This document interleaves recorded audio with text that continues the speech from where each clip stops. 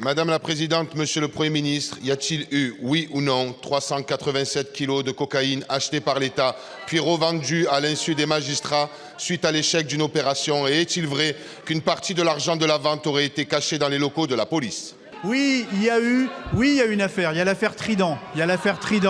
Pour laquelle l'inspection générale de la police nationale a été saisie. Il y a une enquête en cours sur une livraison surveillée sur laquelle il y a eu un certain nombre de difficultés. Il y a effectivement eu des kilos de cocaïne qui ont disparu. Il y a une enquête en cours.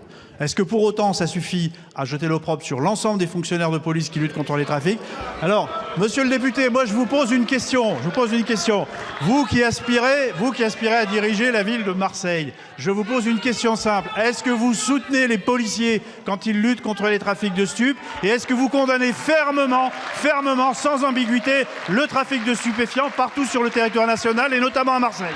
Dans la presse d'extrême droite, Bolloré m'attaque et m'accuse. Vous faites le relais de la presse. Par contre, dès qu'il s'agit de reprendre l'excellente investigation de Mediapart sur l'opération Trident, vous n'avez plus de réseau.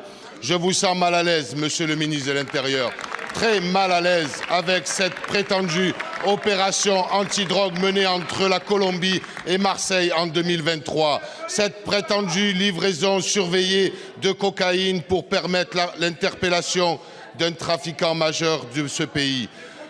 Et tout cela pour quel résultat? Aucune cible principale et 387 kilos de cocaïne ont disparu dans la nature. Pourtant, la revente de cette même drogue a donné lieu à des échanges d'argent liquide entre les policiers et leurs sources. L'argent aurait circulé dans les locaux de la police et même caché dans un frigo selon l'enquête en cours. Car oui, il y a enquête en cours et dans ce dossier, l'ancienne chef de l'office anti-stupéfiant de Marseille et son adjoint ont été mis en examen et placés sous contrôle judiciaire, interdits d'exercer, tout comme le capitaine de la police qui supervisait l'opération et 2 autres policiers de l'OFAS qui ont été mis eux aussi en détention provisoire.